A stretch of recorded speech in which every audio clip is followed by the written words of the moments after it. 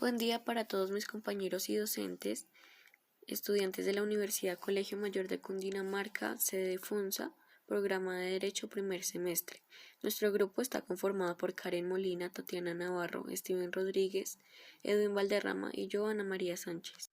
En este video vamos a hablar del periodo arcaico. El periodo arcaico empieza desde el siglo VIII, con la fundación de Roma en el año 753 a.C., época en la cual tuvo inicio el proceso de formación de la sociedad política romana. Este periodo también se conoce como el periodo de la Civitas Quiritaria, cuya estructura es esencialmente aquella de las civitas, y su ciudadanía fue rigurosamente restringida a los miembros de las gentes patricias como descendientes de los quirites. Estos mismos eran de estirpe latino-sabina, quienes sufrieron hacia el siglo VI a.C. el dominio de potentes familias etruscas que innovaron profundamente la estructura de la comunidad, sobre todo desde el punto de vista militar. Al momento de ser expulsados los etruscos, las civitas quiriteras se vieron constreñidas a combatir contra las poblaciones latinas, integrando al ejército una masa no patricia denominada plebe. Estos mismos, sabiendo que eran indispensables para la sobrevivencia del Estado, se organizan y generan una revolución contra las quirites y generan un nuevo estado llamado República Romanorum. Debido a la revolución conducida por la plebe, representa una degeneración de los ordenamientos típicos del estado quiritario. Aproximadamente entre los siglos IV y V a.C. se da la formación de la República Nacional Romana. Aproximadamente en el año 449 a.C. los cónsules Lucio Valerio Popíclola y Marco Horacio Torino trataron de pacificar a los ánimos haciendo la ley de las 12 tablas o la Lex Valeria Orata, las cuales eran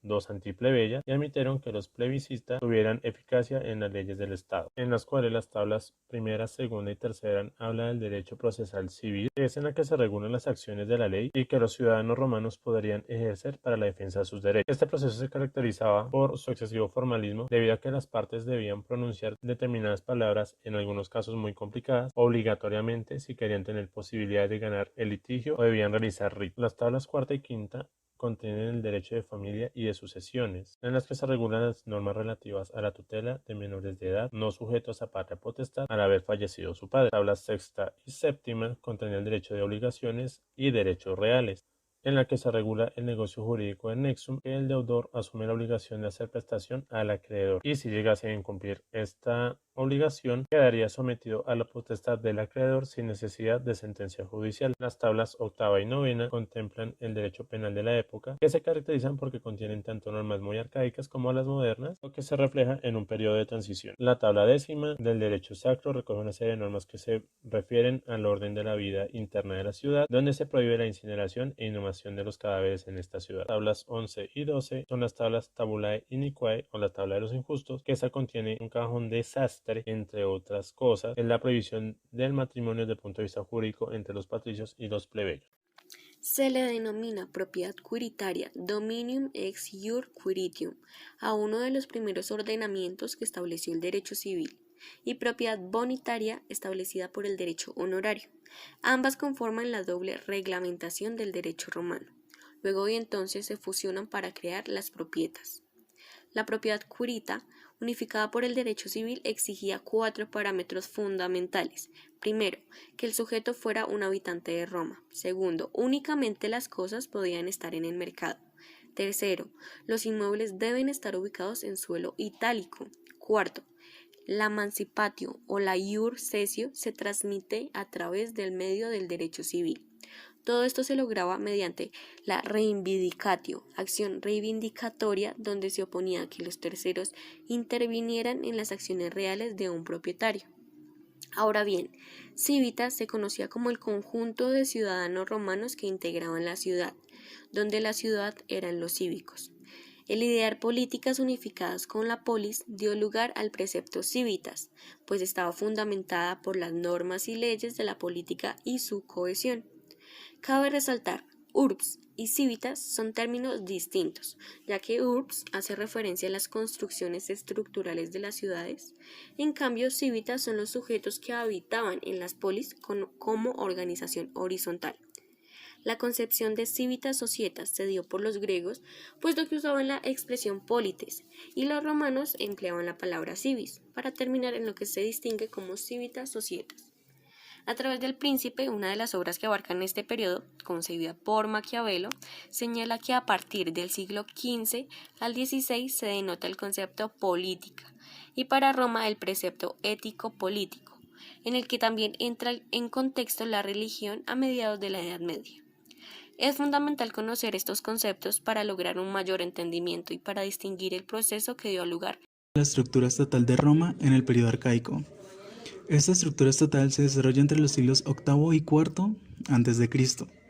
Se compone por la dimensión sociológica, que a su vez está dividida entre la estructura socioeconómica, que hace referencia a la población, que estaría conformada por los patricios, los súbditos, los clientes y los plebeyos. Estos dos últimos siendo considerados huéspedes permanentes que se integraron a Roma después de su fundación, siguiendo con los hostes, que eran los huéspedes transitorios, es decir, los extranjeros, y finalizando con los esclavos, que si bien eran considerados personas, pertenecían como propiedad a los patres, es decir, a los patricios. Siguiendo con la dimensión sociológica, encontramos la estructura física que hace referencia al territorio. Actualmente conocido como Monte Quirinal, vio el nacimiento de las urbs y las campiñas romanas en la fase latino-sabina, con la unión de las tribus ramentities y luches.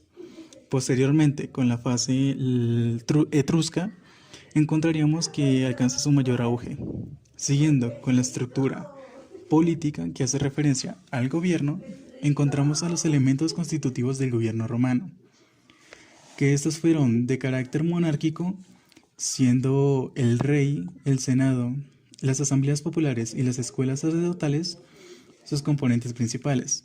Sin embargo, en el año 509 a.C., con el inicio de la etapa de crisis, encontraríamos que se le pone fin a este modelo monárquico, instaurándose un modelo de diarquía, en donde encontraríamos que estaría conformada inicialmente por una diarquía pretorial militar y posteriormente instaurándose finalmente como una diarquía patricio-plebeya, en donde se ve el nacimiento como institución política de los magistrados o los magisters, dando como un reemplazo o siendo el reemplazante de las funciones políticas o las funciones civiles, jurídicas y normativas del rey, dando paso a que posteriormente en el año 367 a.C. se instaurará a Roma como una república. La génesis en el periodo arcaico, donde se aplicó el fatum. La génesis con el fatum se conoce como lex divina, es decir, las normas creadas por los sacerdotes. El fatum es el conjunto de hechos que forman un ordenamiento jurídico para las comunidades precitadinas, es decir, para las tribus o los llamados latinos. Se conoce como el primer ordenamiento divino religioso social, donde la población escoge un gobierno y le otorga soberanía. En este periodo, la dimensión normológica la tenían los sacerdotes, que interpretaban la voluntad de los dioses y una vez la entendieran, creaban las normas que aplicaban a los pueblos o comunidades. El ordenamiento divino religioso social estaba integrado por el fas. Este significa los hechos permitidos. También alude a lo lícito, a lo justo. Contrario a este encontramos el nefas. En él se encuentra todo lo prohibido. Este fue creado por los sacerdotes, ya que, por decirlo de alguna manera, era fácil estipularlo. Cabe recalcar que el fas lo podemos ver como acciones infinitas. En cambio, el nefas era un conjunto de acciones ilícitas que conllevaban a una sanción. Por ello, a la hora de tomar una decisión, se sancionaba tal cual estaba estipulado. No existía en esa época el derecho a la réplica. Al ser hechos prohibidos, deben tener una sanción. El procedimiento era el siguiente. Estaba clasificado por talios. Aquí se constituían los hechos sancionables. Esto significaba que el sujeto que cometía el hecho prohibido, su sanción tenía que ser equivalente. En estas sanciones, la ley del talión prevalece. Recordemos, ojo por ojo, diente por diente. Talis significa ejecutar la sanción o hecho sancionado. En esta parte se puede sancionar dependiendo del momento. Si se encontraba infraganti cometiendo en el momento o lugar algún hecho prohibido, se sancionaba de manera colectiva. Cuando esta situación no ocurría, los sacerdotes realizaban sus investigaciones y sancionaban de manera individual. Otra manera era dejando la decisión en manos de la víctima. Si por alguna razón no podía, la realizaba la familia o por consiguiente el sacerdote.